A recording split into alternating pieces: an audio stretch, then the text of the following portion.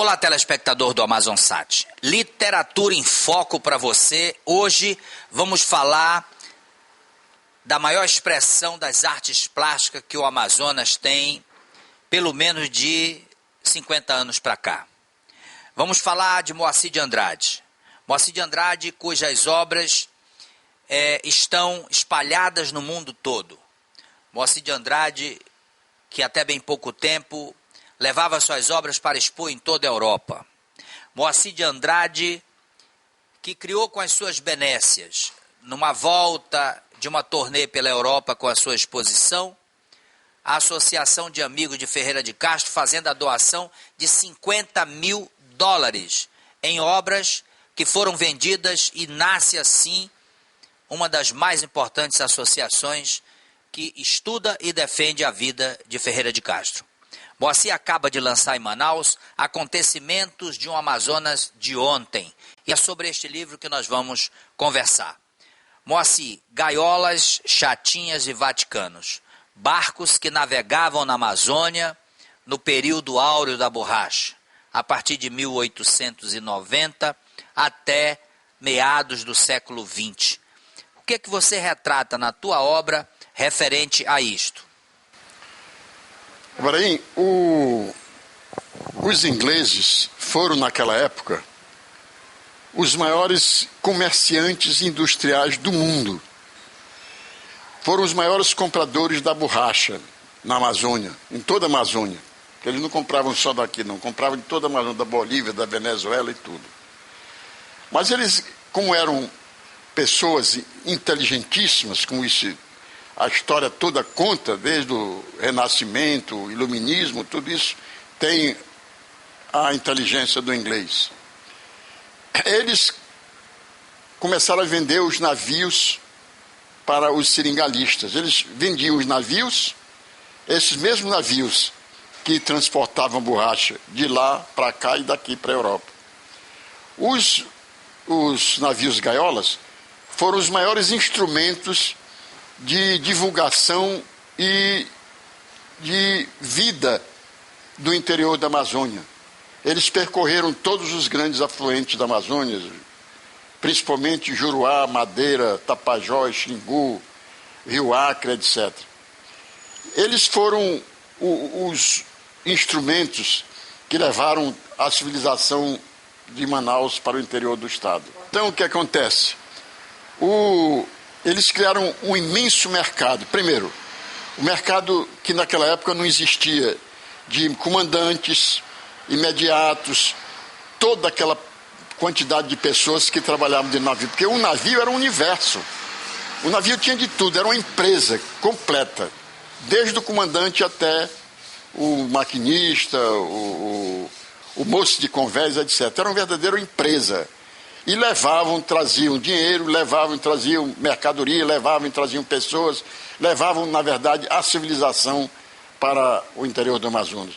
Muitos comandantes ficaram famosos. Entre eles, eu posso dizer um que eu conheci ainda em 1934.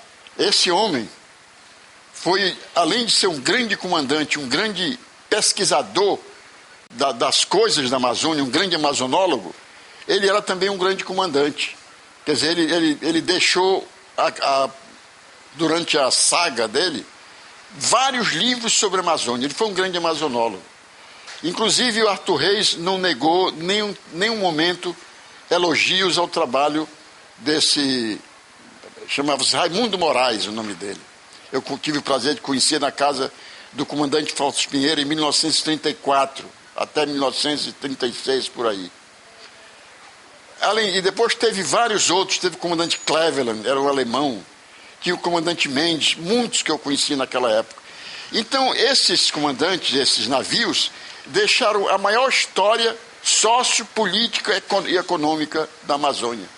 Você pode fazer um livro somente, por exemplo, somente sobre sociologia, somente sobre economia, somente sobre política, porque eles é que levavam os políticos, eles é que distribuíam os votos em todos os portos da Amazônia. Eles foram de uma função e de uma importância fundamental para o desenvolvimento do Amazonas naquela época e, em decorrência, os dias de hoje. Hoje nós devemos muitos os navios gaiolas. Eles naturalmente desapareceram e foram substituídos por milhares e milhares e milhares de barcos que hoje você pode ver na periferia do litoral do Rio Negro, aqui em Manaus. Eu ainda não escrevi tudo que eu devo escrever, que eu devo fazer do tempo que eu vi, senti e vivi na época dos comandantes, na época dos navios. Quando eu era criança, por exemplo, eu, com os outros moleques, eu procurava ali na periferia da foz do rio, da terceira ponte, que naquele tempo chamava-se Igarapé do Mestre Chico das Catraias. Hoje ficou só Igarapé do Mestre Chico. Chamava Igarapé do Mestre Chico porque ele foi o primeiro e grande construtor de catraias dos portugueses da Póvoa de Varzim, aqui em Manaus.